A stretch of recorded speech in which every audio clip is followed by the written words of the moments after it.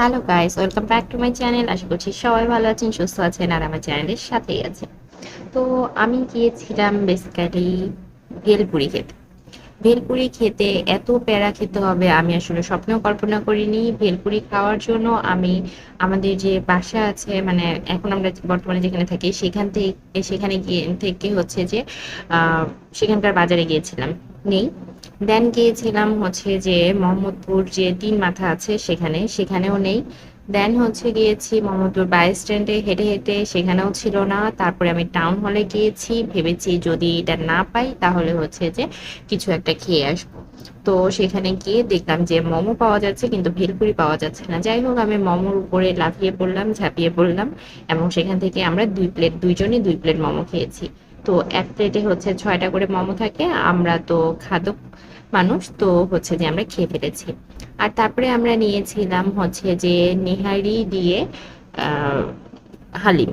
তো ওখানে হচ্ছে যে আছে টাউন হল মার্কেটে যে ফুড কোর্ট গুলো আছে সেখানেই যেটা পাওয়া যায়, সেটার আমি আর ছবি তুলতে পারিনি, কারণ তখন আমরা আসলে খাওয়ার মধ্যে অনেক ব্যস্ত ছিলাম। তো এখানে আমি দেখছিলাম যে উনি অনেক সুন্দর করে মোমোটাকে বানাচ্ছে এবং উনি একদম প্রো আর কি বলতে গেলে। তো এখানে আমি একটু স্লো করে দেখাচ্ছি যে উনি কিভাবে করছিল। ওনার কাছে অবশ্যই আমি পারমিশন নিয়েছি যে আমি একটু ভিডিও করতে পারবো কিনা, তো উনি বললো হ্যাঁ আমি পারবো। তো এই ছিল মোমো প্লেটার। 3 রকমের সস ছিল, সসগুলো আমার কাছে খুব একটা ভালো লাগেনি, জাস্ট ধনিয়ার সসটা ভালো ছিল। তো এখন আমি চলে এসেছি আমার চিরায়ত যে কিচেন, সেখানে।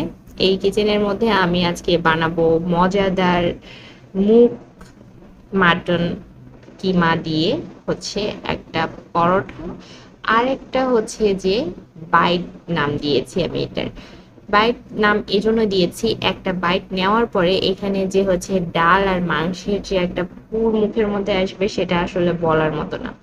তো এই যে রেসিপিটা বললাম আমি, সেটাকে করার জন্য আমার দরকার মাটন আর দরকার হচ্ছে মুগ ডাল। তো মুগ ডাল ছাড়া আপনারা যে কোনো ডাল দিয়ে করতে পারেন, আমি মুগ ডাল দিয়ে করেছি। মুগ ডালটাকে আমি ভিজিয়ে রেখেছিলাম। ভিজিয়ে রেখে যখন সেটা ডাবল হয়ে গিয়েছে তখন আমি এটাকে এখন সিটি মেরে নেব। সিটি মেরে আমি মোটামুটি এটাকে গলিয়ে নিয়েছি। এখন আমি দিয়ে দিচ্ছি প্যানের মধ্যে তেল। তেল দিয়ে এখানে এখন আমি ডালটাকে ঢেলে দিব। তেলটা ইউজ না করলেও হয়, কিন্তু আমার হচ্ছে যে ফ্রাই প্যানের মধ্যে লেগে যাওয়ার চান্স আছে, এজন্য আমি হচ্ছে যে তেল দিয়ে নিয়েছি। এখন আমি বলে দেই, আমি এখানে রান্না করা মাংস ব্যবহার করব। আপনারা যদি রান্না করা ছাড়া মাংস ব্যবহার করেন তাহলে অনেক প্রসেস করতে হবে, তাই বাসার মধ্যে যেই মাংস রান্না করা আছে সেই মাংস দিয়ে এটা ট্রাই করে ফেলুন। যদি হচ্ছে যে মাংস রান্না করা না থাকে আর তারপরেও আপনাদের খুব বেশি খেতে ইচ্ছে করছে, ক্রেভিং হচ্ছে, তাহলে অবশ্যই অবশ্যই মাংসের যা যা মশলা আছে সেই মশলাগুলো ব্যবহার করতে হবে। এটার জন্য আমি প্রিভিয়াস দিনে যে মাটন কষা রান্না করেছিলাম সেই মাটন কষার রেসিপিতে চলে যেতে হবে। মাটন কষার রেসিপি দেখে এসে দেন সেই মাটন এখানে ঢেলে দিতে হবে। তো এখানে আমি 2টা জিনিস অ্যাড করেছি, ধনিয়া গুঁড়া, জিরা গুঁড়া আর হচ্ছে যে চিলি ফ্লেক্স। চিলি ফ্লেক্সটা ব্যবহার করেছি একটু ঝাল ঝাল করার জন্য। আর এই মশলাগুলো ব্যবহার করার কোনো প্রয়োজন নেই, বাট আমি একটু মশলাদার চাচ্ছিলাম, একটু স্পাইসি চাচ্ছিলাম, এই জন্যই ব্যবহার করেছি। আর লবণটা হচ্ছে যে মাংসের লবণ থেকে একটু ব্যালেন্স করার জন্য নিজের স্বাদ অনুযায়ী লবণ দিবেন। প্রথমে খুবই সামান্য পরিমাণ লবণ দিবেন, কারণ মাংসতে লবণ থাকে আর ডালটা এখন যতটা দেখছেন ততটা আসলে থাকবে না, ডালটা একেবারে মানে একটা ডোয়ে পরিণত হবে। এখন আমি আস্তে আস্তে করে মাংস দিচ্ছি, মাংসের সাথে সাথে মাংসের ঝোলও দিব। আর এখানে এতই বেশি ধোঁয়া আসছিল বলতে এতই স্টিম আসছিল, এটার জন্য হচ্ছে যে মাঝে মাঝে ব্লার হয়ে যাচ্ছে। তো সেটা আসলে ফ্যাক্ট না, ফ্যাক্ট হচ্ছে যে এখানে আমি মিশিয়ে মিশিয়ে দিচ্ছি। কিভাবে মিশাচ্ছি সেটা তো সবাই জানে, সবাই পারবেন, আপনারা কোনো ব্যাপার না। তো এখানে এটা মিক্স হতে থাক, ততক্ষণে আপনাদেরকে আমি বলে রাখি যে আপনারা অনেকেই আছেন যারা আমার ভিডিও দেখেন কিন্তু এখনো সাবস্ক্রাইব করেননি। কেন করেননি আমি জানি না, বা আমাকে টেস্ট করছেন হয়তোবা, আগামীতে আমার ভিডিও ভালো লাগলে হয়তোবা করে ফেলবেন। এমনও কেউ থাকতে পারেন যে একটু দেখি, সবাইকে তো প্রথম দেখাতেই আর সাবস্ক্রাইব করে ফেলা যায় না।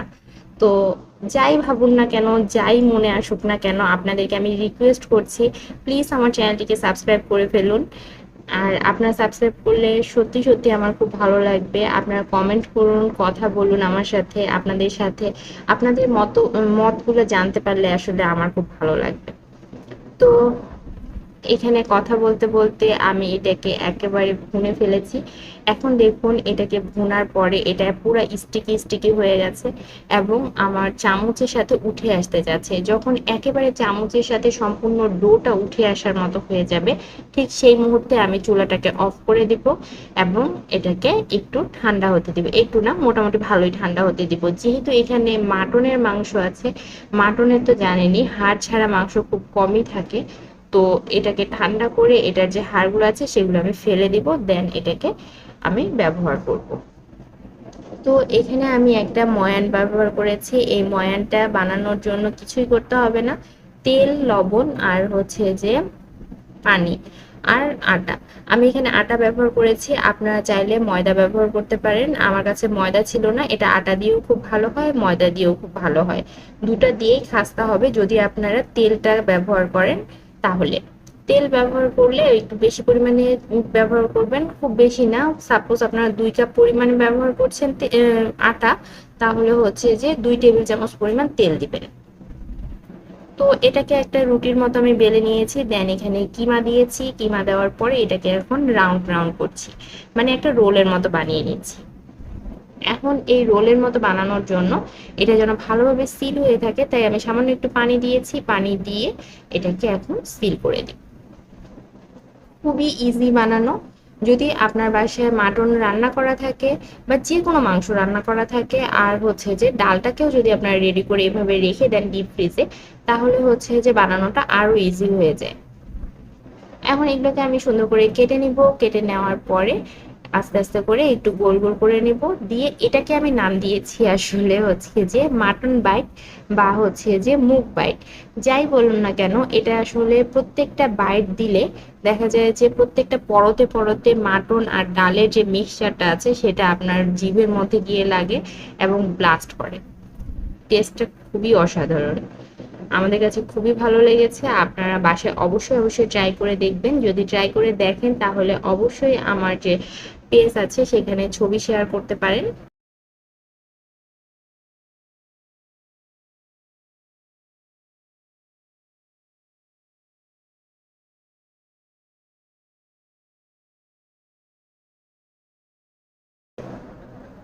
তো এভাবে আমি প্রত্যেকটাই বানিয়ে নিচ্ছি। বানিয়ে নিয়ে এগুলোকে, আচ্ছা বলে রাখি, যদি আপনারা এগুলোকে ফ্রোজেন করতে চান তাহলে এভাবেই জাস্ট হচ্ছে যে একটু ডিপ ফ্রিজে রেখে দিবেন 2 ঘন্টার মতো। এভাবে প্লেটের মধ্যে রেখে দিলে একটু শক্ত হয়ে আসবে, তারপরে আপনার জিপলক ব্যাগের মধ্যে ঢুকিয়ে ফেলবেন। যদি এভাবে নর্মালি ঢুকিয়ে ফেলেন সেক্ষেত্রে দেখা যায় যে অনেক সময় লেগে যায়, তবে খুব একটা লেগে যাওয়ার চান্স থাকে না যদি একটু ফাঁকা ফাঁকা করে রাখেন। তবে সব থেকে বেটার হয় যে প্লেটের মধ্যে ছড়িয়ে 2 ঘন্টা ডিপ ফ্রিজে রেখে তারপরে জিপলক ব্যাগের মধ্যে ঢুকিয়ে রাখলে। এবার আমি পরোটাটা বানাবো। তো আমি যে ময়ানটা নিয়েছিলাম 2 কাপ পরিমাণ নিয়েছিলাম, এটা দিয়ে আমি হচ্ছে যে একটা বাইট রেসিপির জন্য বানিয়েছি, আর বাকিটা হচ্ছে যে 2টা পরোটা বানাবো। পরোটাটা একটু মোটা করেই আমি বানিয়ে নিচ্ছি, আপনারা চাইলে আরো একটু পাতলা করে বানাতে পারেন এবং ছোট করে বানাতে পারেন। তো এক কর্নারে আমি দিয়ে দিলাম। এটার বিষয়টা হচ্ছে এরকম যে একটা রুটিকে আমি 4 ভাগ করেছি, 4 ভাগের মধ্যে ট্রায়াঙ্গেল শেপে আর কি। যদি হচ্ছে যে একটা কোণায় আমি দিয়েছি 3 ভাগের 1 ভাগে, সরি 4 ভাগের 1 ভাগে দিয়ে এটাকে রাউন্ড করে একটা কোণ বানিয়ে নিয়েছি। কোণ বানানোর পরে যেটুকু তে হচ্ছে যে আমার ডালটা ছিল সেটাকে আমি ভালো করে সিল করে দিয়েছি। এখন আমি হচ্ছে এটাকে সুন্দর করে রাউন্ড রাউন্ড করে নিয়েছি। এখন আমি বলে দেই, যদি হচ্ছে যে আপনাদের কোনো পাশ থেকে ডাল বেরিয়ে আসতে চায়, যেমন এখানে আমার হচ্ছে যে মাঝখান থেকে ডালটা বেরিয়ে আসার চান্স আছে, আমি যদি ওই জায়গাটাতে বেলি তা বেলন দিয়ে, তাহলে হচ্ছে যে বের হয়ে আসবে। তো আমি যেটা করেছিলাম ওটাকে একটু চেপে দিয়েছি আর ওটা সাইড দিয়ে হচ্ছে যে বেলে নিয়েছি। তারপরে এক সাইডে আছে এই যে দেখতে পাচ্ছেন, এটাতে হচ্ছে যে আমার মানে ময়ানটা ছিল না। কিন্তু আমি যেটা করেছি এখানে একটা ট্রিক্স খাটিয়েছি, সেটা হচ্ছে প্রথমে তাওয়ার মধ্যে, একদম তেল ছিল না, শুকনা তাওয়ার মধ্যে আমি ভেজে নিয়েছি। তাহলে আর তেল ছড়ার মানে তেলের মধ্যে যে মানে পুরটা ছড়িয়ে যায় সেটা আর ছড়িয়ে যাবে না। আর এখন আমি সামান্য সামান্য করে তেল দিয়ে ভেজে নিব। তো সামান্য সামান্য করে তেল দিয়ে ভেজে নিলে এটাতে হচ্ছে যে সুন্দর মতো ক্রিস্পি হয়ে যায়। আর ওই যে ভিতর থেকে যে ডালের ময়ানটা ছিল সেটা যে ছড়িয়ে যাওয়ার চান্স থাকে সেটা আর ছড়িয়ে যাবে না। এটা হচ্ছে একটা ট্রিক্স আপনাদের জন্য। মাঝে মাঝে আমার এরকম হয়, আগে আমি বুঝতাম না, বেশি তেলের মধ্যে ভাজা শুরু করে দিতাম আর হচ্ছে যে আমার পরোটা নষ্ট হয়ে যেত। দেখুন আমার কিন্তু একটুও ছড়ায়নি।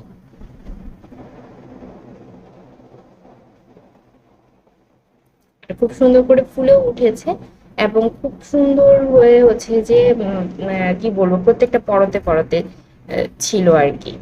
তো এখন আমি যেটা করছি যে আমার যে কিমা বাইট বা যাই বলেন না কেন সেই রেসিপির জন্য আমি এখানে একটু আটা গুলিয়ে নিচ্ছি। এটা আটাটা গুলানোর জন্য হচ্ছে যে যতটুকু পরিমাণ পানি লাগবে আমি লাস্টে দেখিয়ে দিব কতটুকু কনসিস্টেন্সি লাগে। এর থেকেও যদি পাতলা হয় কোনো সমস্যা নেই, যদি গাঢ় হয় কোনো সমস্যা নেই। আমি আসলে চাচ্ছিলাম আমি যতটুকু বানিয়েছি ততটুকুর মধ্যে যেন সবকিছু হয়ে যায়। আর দুই পাশে হচ্ছে যে সিল করার জন্য বেসিক্যালি আমি হচ্ছে যে এটা করব, যেহেতু হচ্ছে যে কিমা দিয়েছি ভিতরে আর কিমাটা বের হয়ে আছে, কিমাটা যেন বের হয়ে তেলের মধ্যে তেলটাকে নষ্ট করে না ফেলে। আর সাথে হচ্ছে যে আপনার পুরোটাতেই হচ্ছে যে চুবিয়ে নিতে পারেন, তাহলে হয় কি খুব সুন্দর ক্রিস্পি হয়। বাট আমি সেটা করিনি, আমি জাস্ট নর্মালি মানে ওই দুইটা পাশ হচ্ছে যে সিল হলেই হলো এরকম করেই চুবিয়েছি। আর আশেপাশে যতটুকু লেগেছে লেগেছে, এটা আর মানে ওরকম ভালোভাবে চুবাইনি।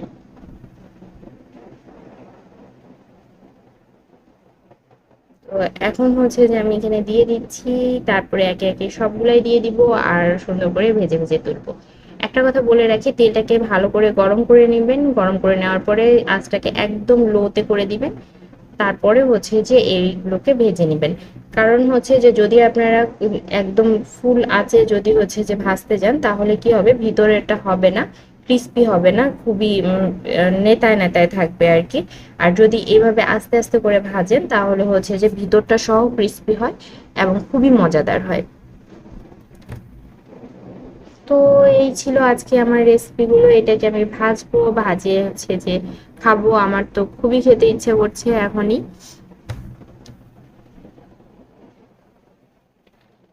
যখন আমি ভয়েস ওভার দিচ্ছি তখন আমার পেট পুরো ভরা, কারণ আমরা এগুলো সব বসে বসে খেয়েছি, এতই মজা হয়েছিল। আর ভাজার পরে হচ্ছে যে এরকম হয়েছিল, কালারটা কি সুন্দর এসেছে দেখেন। কালারটা আসলে আপনাদের উপর ডিপেন্ড করবে আপনারা কিভাবে খেতে চান।